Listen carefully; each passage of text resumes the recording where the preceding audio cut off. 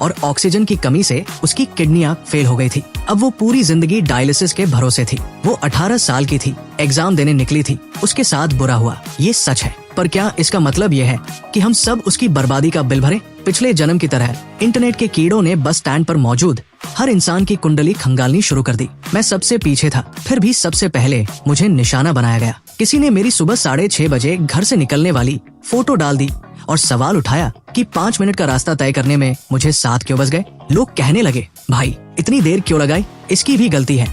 वाह भाई, गलती है की भी हद होती है। पर इस बार मैं कच्चा खिलाड़ी नहीं था। मैंने रास्ते भर जो फोटो खींची थी और छेप कर 50 मिनट पर जो पत्थर वाला स्टेटस डाला था, वो सब सबूत थे। पापा ने उस मोगरे वाले दादाजी से बात की जो हमारे पुराने कस्टमर थे। दादाजी ने अपने घर के सीसीटीवी की फुटेज दे दी। उसमें साफ दिख रहा था कि 7 बजे तक तो मैं उनसे बातें कर रहा था और फूल तोड़ रहा था। मोर की वजह से मुझे बस स्टैंड दिख ही नहीं रहा था। ऊपर से मैंने चश्मा भी नहीं पहना था। बाकी पड़ोसियों के कैमरों ने भी साबित कर दिया कि मैं वही था। बस के कैमरे ने दिखा दिया कि मैं बस स्टैंड पर पैर रखने से पहले ही गाड़ी में चढ़ गया था। मेरा ज़ेंगियों से आमना सामना हुआ ही नहीं। जब इतने पक्के सबूत सामने आए तो लोगों की सहानुभूति मेरी तरफ मुड़ गई। मैं तो एक सीधा साधा स्टूडेंट था जिसे बेवजह घसीटा जा रहा था। और वो आंटिया, भाई साहब, वो तो प्रोफेशनल फाइटर निकली। जैसे ही ज़ेंग परिवार ने उन पर इल्जाम लगाया, आंटियों ने सीधा उन पर मानहानि का केस ठोक दिया। खासकर वो बॉबकट वाली आंटी, वो तो पूरे शहर की दबंग थी। उन्होंने ज़ेंग परिवार की ऐसी तैसी कर दी।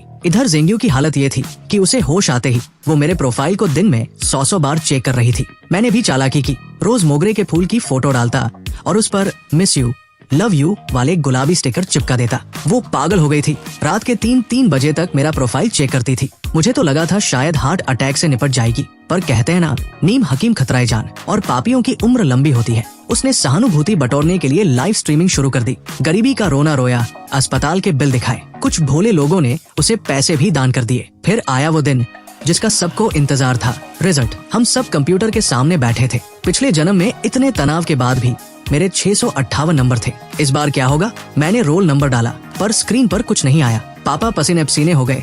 दादाजी को लगा गांव का इंटरनेट खराब है। मैंने धीरे से दादाजी का हाथ पकड़ा और मुस्कुराते हुए कहा, दादाजी, टॉप 50 बच्चों के नंबर सीधे स्क्रीन पर नहीं दिखाए जाते। मम्मी पापा को बात समझ आई और वो पागलों की तरह नाचने लगे। पूरे मोहल्ले और गांव को पता चल गया कि कुछ बड़ा हुआ है। दादाजी की तो आंखों से आंसू ही नहीं रुक रहे थे। उन्होंने पापा को डांटा, अरे ओ बुद्धू, खड़ा क्या है, जा शहर से मीट मछली और मिठाई मंगवा, पूरे गांव को दावत देंगे। तभी पापा का फोन बजा। नंबर देखते ही मेरी चीख निकल गई। पापा, ये तो टॉप यूनिवर्सिटी वालों का फोन है। पापा के हाथ कांप रहे थे, फोन ही नहीं उठा पा रहे थे। दादाजी ने फोन छीना और बड़े टशन में बोले, हेलो, हाँ मैं उसका दादा बोल रहा हूँ। जी जी, बहुत शुक्रिया। पापा और मम्मी ने कान लगा रखा था, पर दादाजी ने उन्हें पास नहीं आने दिया। फोन कटा तो दादाजी और पापा दोनों रो पड़े। बेटा, तूने तो कमाल कर दिया, तेरे 708 नंबर आए हैं, तू पूरे स्टेट का टॉपर है। बस फिर क्या था, टीवी वाले गांव पहुंच गए। मेरा इंटरव्यू हुआ। पूरे देश में मेरा नाम छा गया। जो लोग पहले ज़ेंगियों की बातों में आकर मुझे कोस रहे थे,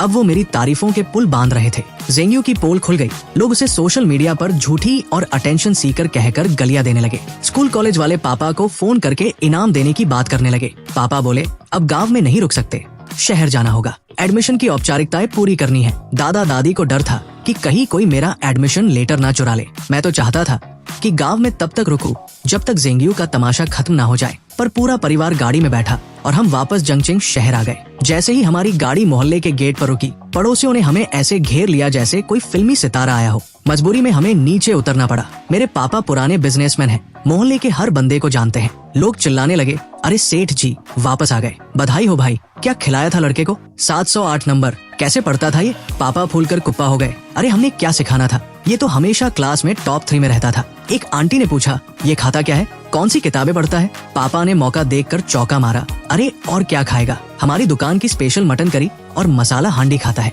एकदम असली मसालों वाली, दिमाग तेज और पेट ठंडा। पापा ने मुझे आगे कर दिया। मैं भी जानबूझकर पंजों पर खड़ा हो गया ताकि अपनी 6 फुट से ज्यादा की हाइट दिखा सकूं। आंटियां मुझे ऊपर नीचे से देखने लगी। कोई सिर पर हाथ रख रही थी तो कोई गाल खींच रही थी। सब कह रहे थे, कितना सुदर्शन लड़का है, खानदानी शक्ल है इसकी। सब अपनी औलादों के लिए मेरा आशीर्वाद चाह रहे थे। बड़ी मुश्किल से पीछा छुड़ाकर घर की तरफ भागा तो पापा ने चाबियों का गुच्छा मेरी तरफ उछाला और बोले, जल्दी जा दुकान खोल और साफ सफाई कर, मैं माल लेकर आता हूँ। तेरी कॉलेज की फीस भी तो निकालनी है। पापा को अभी भी अपने टॉपर बेटे की डिमांड का अंदाजा नहीं था। मैं और मम्मी अभी दुकान झाड़ ही रहे थे कि पूरा मोहल्ला दुकान पर टूट पड़ा। पड़ोसियों ने तो मम्मी को सलाह दे दी कि दुकान का नाम सेठ जी की दुकान से बदलकर टॉपर की दुकान रख दो। तभी मेरे स्कूल के दोस्त भी पहुंच गए। सबका रिजल्ट अच्छा आया था। वो कहते हैं ना, चढ़ते सूरज को सब सलाम करते हैं। आज वही लोग मेरी आरती उतार रहे थे जो पिछले जन्म में मुझ पर सड़े हुए अंडे और कचरा फेंक रहे थे। रात के 12 बजे तक दुकान पर इतनी भीड़ रही कि सारा सामान खत्म हो गया। पूरे बाजार की रौनक लौट आई थी। नुक्कड़ वाली फूल वाली आंटी ने हमें एक बड़ा सा बुके दिया, सूरजमुखी, गुलाब और मोगरा। हम तीनों हाथ में हाथ डाले घर की तरफ चल दिए। मम्मी पापा आगे चल रहे थे और मैं गुलाब के फूलों के पीछे छिपकर एक सेल्फी ले रहा था। जैसे ही हम घर के दरवाजे पर पहुँचे, सामने वाला दरवाजा खुला। मौली के मम्मी पापा बाहर निकले। उनके चेहरे पर एक बनावटी और चापलूसी भरी मुस्कान थी। अरे सेठ जी, बड़ी देर कर दी आज। पापा ने मुस्कुराकर जवाब दिया, हाँ भाई, आज धंधा जरा चोखा था। बस इतनी सी बात हुई और हम अपने अपने घर में घुस गए। मैं सीधा नहाने गया और कमरे में आते ही फोन चेक किया। वही हुआ जिसका मुझे इंतजार था। जेंग्यू मेरा प्रोफाइल देख रही थी। मेरा अकाउंट असली नाम से था और कई दोस्तों ने उस पर कमेंट किया था कि भाई क्या चक्कर है, प्यार व्यार हो गया क्या। मैंने किसी को मना नहीं किया। तभी मैंने अपने कमरे के कैमरे की लाइव फीड देखी और मेरी चीख निकल गई। मम्मी भागती हुई आई। क्या हुआ बेटा? स्क्रीन पर दिख रहा था कि मौली दीवार से कान लगाकर हमारी बातें सुन रही थी। मैंने झट से फोन तकिए के नीचे छिपाया और हाथ में चार्जर लेकर बैठ गया। कुछ नहीं मम्मी, बस ये चार्जर पैर पर गिर गया था। मम्मी ने लाड जताया और चली गई। उनके जाते ही मैंने ईयरफोन लगाए। मौली अभी भी दीवार से चिपकी थी। उसकी आंखें मेरी खिड़की पर गड़ी थी। उसके बिखरे हुए काले बाल किसी चुड़ैल जैसे लग रहे थे। जब उसे लगा कि मेरे कमरे से कोई आवाज नहीं आ रही तो वो पागल हो गई। उसने हाथ में एक नुकीली चीज उठाई और बिस्तर के पीछे लगी मेरी फोटो को पागलों की तरह गोदने लगी। अगर मैं उसके सामने होता तो वो मुझे 100 बार चाकू मार देती। मैंने अपनी अलमारी से कसरत करने वाला ग्रिपर निकाला और प्रैक्टिस करने लगा। साथ ही पिछले कुछ दिनों की रिकॉर्डिंग देखी। पता चला कि एग्जाम खत्म होने के बाद मौली के माँ बाप ने उसे जबरदस्ती फिर से पूरा पेपर हल करवाया था। रात के 2 बजे तक वो उसे टॉर्चर करते रहे। अगले दिन उसे बहुत पीटा गया क्योंकि उसके नंबर कम आए थे। 600 नंबर लाने वाली लड़की 490 पर अटक गई थी। उसे खाना तक नहीं दिया गया। वो रात भर मेरी खिड़की के बाहर किसी साई की तरह खड़ी रही। बहुत खौफनाक नजारा था, पर पिछले जन्म में जो मेरे परिवार के साथ हुआ उसके सामने ये कुछ भी नहीं था। मैंने जानबूझकर खिड़की का पर्दा थोड़ा खुला छोड़ा और दीवार के सहारे लगकर एक सेल्फी ली। फोटो में मेरा साइड फेस और मौली के कमरे की वो खौफनाक दीवार एक डरावनी फिल्म के पोस्टर जैसी लग रही थी। मैंने उसे पोस्ट कर दिया और ओनली मी सेटिंग कर दी। जेंग्यू 1 सेकंड में ऑनलाइन आ गई। मैंने फोटो ऐसी सेट की थी कि वो ना तो स्क्रीनशॉट ले सके और ना ही रिकॉर्ड, बस उसके सन की दिमाग पर गहरी छाप छोड़ जाए। इसके बाद मैंने एक गाना शेयर किया, वही गाना जो मौली को बहुत पसंद था। अगले 1 हफ्ते तक मैंने यही ड्रामा जारी रखा। जेंग्यू पागलों की तरह रात रात भर मेरा प्रोफाइल चेक करती रही। जेंग्यू के अस्पताल से डिस्चार्ज होने से 1 दिन पहले स्कूल के ग्रुप पर लोग उससे मिलने जाने की बात करने लगे। एक दोस्त ने मुझे भी बुलाया, पर मैंने सीधा ग्रुप छोड़ दिया और उन सबको ब्लॉक कर दिया। जेंग्यू ने मुझ पर झूठा इल्जाम लगाया था और ये महात्मा लोग उसके पास फल लेकर जा रहे थे। डिस्चार्ज वाले दिन हम फिर से गांव के लिए निकल गए। मम्मी ने बताया कि मौली की माँ मेरे पुराने नोट्स मांगने आई थी क्योंकि मौली को फिर से तैयारी करनी थी। मम्मी ने सीधे मुंह बोल दिया कि नोट्स तो हमने किसी और को दे दिए। सही किया मम्मी ने। जो लोग पहले हमें नीचा दिखाते थे आज वो हमारे तलवे चाट रहे हैं। पापा ने मेरे सारे नोट्स और किताबें संभाल कर रखी थी ताकि गांव के छोटे भाई बहनों के काम आए। गांव में मेरी कामयाबी का जश्न मनाया जा रहा था। जिस दिन शहर में मेरे दोस्तों की पार्टी थी उसी दिन गांव में मेरी सफलता की दावत थी। दावत से पहले दादाजी मुझे पूर्वजों की कब्र पर ले गए। हमने वहाँ अगरबत्ती जलाई और पूर्वजों को बताया कि उनका पोता टॉपर बन गया है। धुएं के गुबार के बीच मैंने हाथ जोड़कर मन्नत मांगी, हे पुरखों, बस आज रात जेंग्यू का वो पागलपन जाग जाए और वो उस मौली को अपने साथ ले जाए। मुझे अंदाजा नहीं था कि मेरे पूर्वज इतनी जल्दी सुन लेंगे। रात को मैं सोने ही वाला था कि फोन बजा। मेरे स्कूल के ग्रुप से जुड़े एक दोस्त का फोन था। मैंने जब हाई स्कूल ग्रुप खोला तो मेरा कलेजा मुंह को आ गया। वहाँ वीडियो और फोटो की बाढ़ आई हुई थी। धीरे धीरे पूरी कहानी सामने आने लगी। हमारे मोहल्ले से कुछ ही दूरी पर वो सड़क है जहाँ सब कुछ खत्म हुआ। पार्टी खत्म करके मेरे दोस्त बाहर निकले थे। कोई बातें कर रहा था तो कोई बस का इंतजार। तभी वहाँ मौली और जेंग्यू साथ साथ दिखी। पता नहीं उनके बीच क्या बात हुई,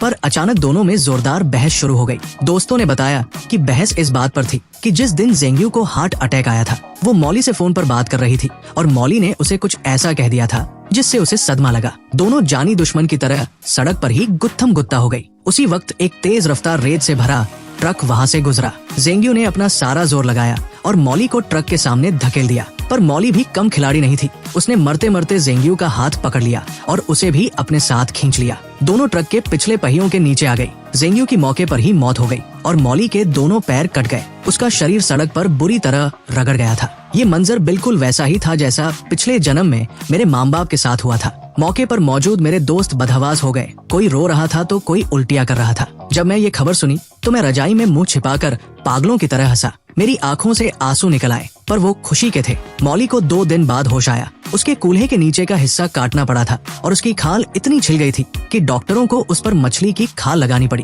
ट्रक वाला तो बच गया क्योंकि गलती इन दोनों की थी। ऊपर से ट्रक भी खटारा था तो मुआवजे की भी कोई उम्मीद नहीं थी। हम गांव में अपनी दावत निपटाकर 2 दिन बाद शहर लौटे। मोहल्ले के गेट पर देखा तो तमाशा लगा था। कुछ लोग एक हाथ गाड़ी खींच रहे थे। मैंने देखा कि आगे आगे जेंगियो का बाप चल रहा था। मैंने पापा से कहा, पापा गाड़ी सीधे दुकान ले चलो, यहाँ रुकना ठीक नहीं। सामान दुकान में रखकर हम तमाशा देखने पहुँचे। पता चला कि उस गाड़ी पर जेंगियो की लाश रखी थी। इतनी गर्मी में लाश पर बस कुछ बर्फ के टुकड़े थे। बदबू आने लगी थी। लोग नाक सिकोड़कर दूर खड़े थे। जेंग परिवार का तर्क बड़ा अजीब था। उनका कहना था कि मौली की वजह से उनकी बेटी मरी है। अब भले ही जेंगियो ने मौली को धक्का दिया था, पर जेंग परिवार का वही पुराना डायलॉग था, मरने वाला हमेशा सही होता है। मौली के माँ बाप ने खुद को घर में कैद कर लिया और उसी रात चुपचाप घर छोड़कर भाग गए। पर जेंग परिवार शांत नहीं हुआ। उन्होंने उनके स्कूल के बाहर धरना दिया, बैनर लगाए और जेंगियो का अंतिम संस्कार करने से मना कर दिया। इंटरनेट पर भी बवाल मच गया। मैंने भी बहती गंगा में हाथ धोया